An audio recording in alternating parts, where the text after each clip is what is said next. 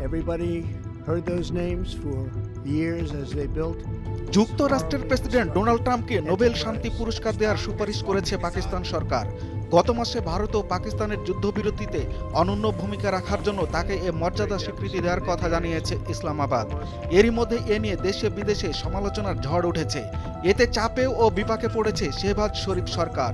21 June social media এক্সে এক পোস্টে পাকিস্তান সরকার জানিয়েছে, সাম্প্রতিক ভারত পাকিস্তান সংকটে গুরুত্বপূর্ণ নেতৃত্ব এবং সিদ্ধান্তমূলক কূটনৈতিক হস্তক্ষেপের স্বীকৃতি স্বরূপ এই পুরস্কারের যোগ্য ট্রাম্প। ইসলামাবাদ ও নয়াদিল্লির সঙ্গে শক্তিশালী কূটনীতির মাধ্যমে দুর্দান্ত কৌশলগত দূরদর্শিতা এবং অগ্রণী রাষ্ট্রনায়কত্বের বহিঃপ্রকাশ ঘটিয়েছেন তিনি, যা দ্রুত অবনতিশীল পরিস্থিতিতে উত্তেজনা কমিয়ে আনতে ভূমিকা রেখেছে। এই হস্তক্ষেপ একজন সত্যিকার শান্তি প্রতিষ্ঠাতা হিসেবে মার্কিন প্রেসিডেন্টের ভূমিকার সাক্ষ্য হয়ে আছে।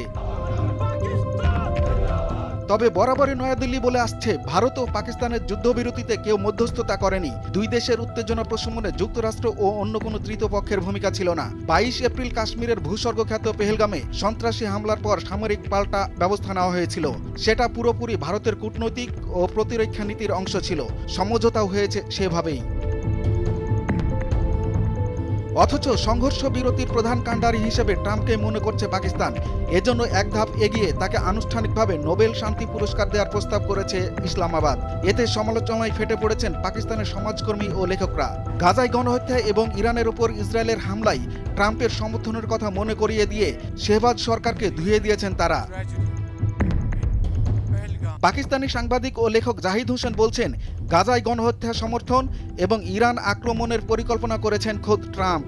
ইতোমধ্যে ইরানের ওপর ইসরায়েলের আক্রমণকে চমৎকার বলেছেন মার্কিন প্রেসিডেন্ট। সেই তাকেই নোবেল শান্তি পুরস্কার দেওয়ার জন্য সুপারিশ করেছে পাক সরকার। এটা খুবই দুঃখজনক।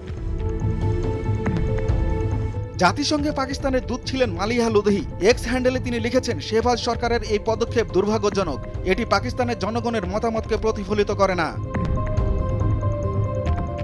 পাকিস্তানের সমাজকর্মী রিদা রশিদ বলেন, গাজায় গণহত্যা এখনো চলছে, কারণ ট্রাম্প তা চাইছেন। পশ্চিম এশিয়ায় আরেকটি যুদ্ধ চলছে, কারণ তাতে সম্মতি আছে মার্কিন প্রেসিডেন্টের। তবু তাকে নোবেল শান্তি পুরস্কারের জন্য সুপারিশ করেছে পাপেট সরকার।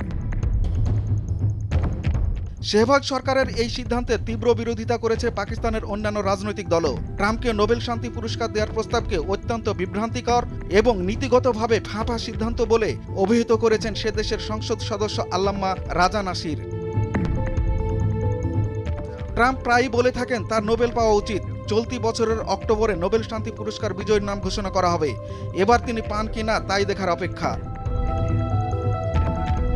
দুরুল হক, ভোরের কাগজ।